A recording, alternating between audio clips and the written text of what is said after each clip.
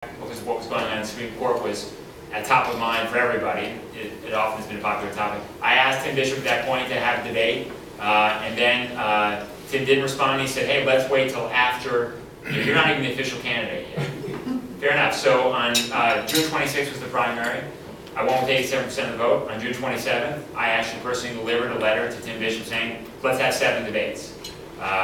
We haven't had a debate yet. So we've been approached by different organizations, by different media outlets, a lot of newspapers, to have a series of debates. We're open for it. We asked for 7 debates. We'd love to have a debate next week. We'd invite you here if you did. Too fast. I just want to.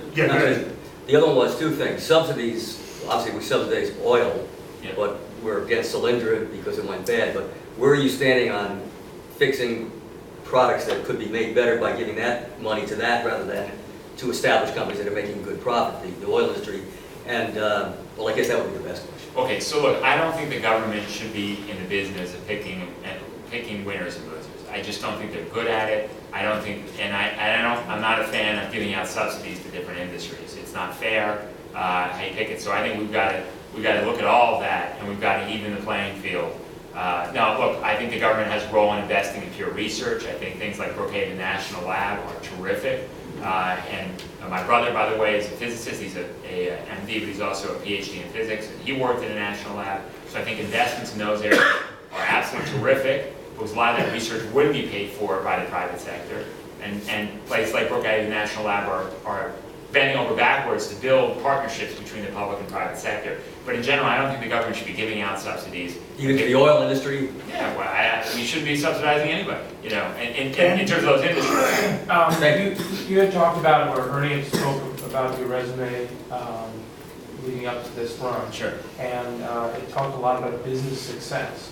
Now, we know, from certain individuals that you didn't do that by yourself. So what do you think about that? Oh, no, let's get me started.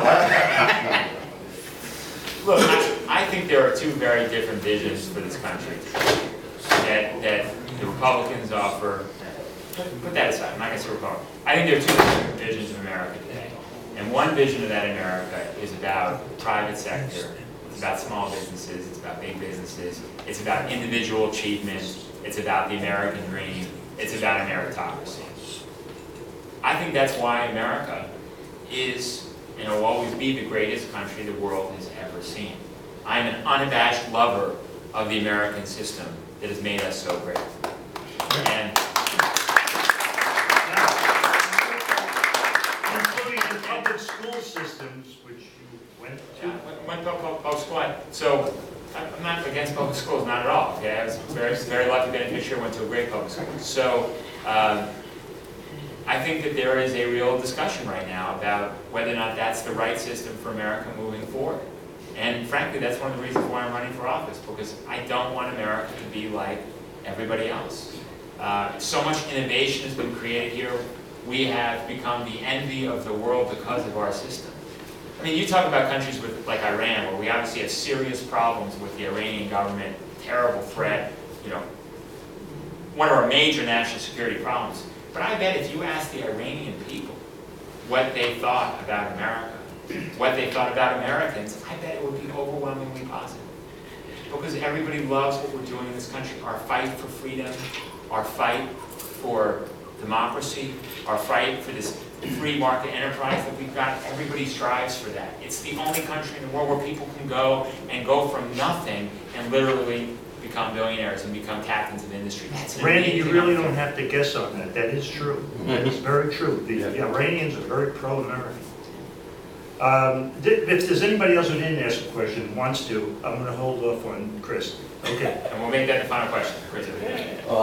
Okay, two quick questions. One is, you talk about energy. Yes. In 1937, Henry Ford had a solution to the liquid fuel problem.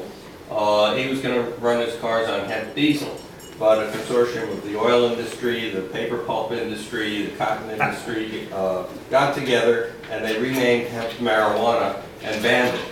Would you rescind the ban on hemp? Because we'd like to go out behind the dumpster and have a smoke a joint. I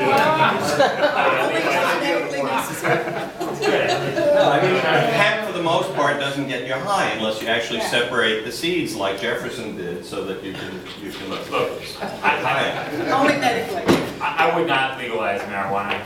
But what about hemp? What about industrial I'm hemp? not saying I can't. It's different. I don't know enough to answer that question. I know Martha Stewart came out in favor of it and was indicted within the year.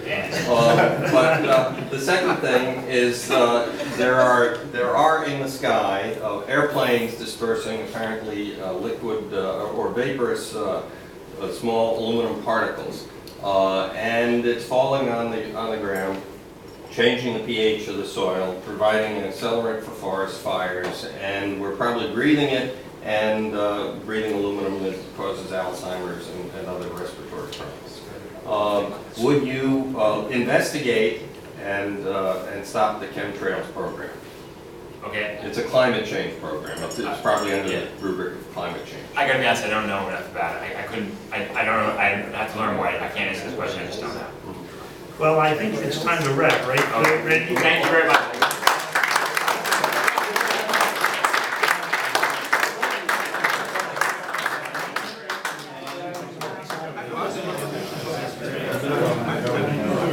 Next week, there will be no meeting, folks, so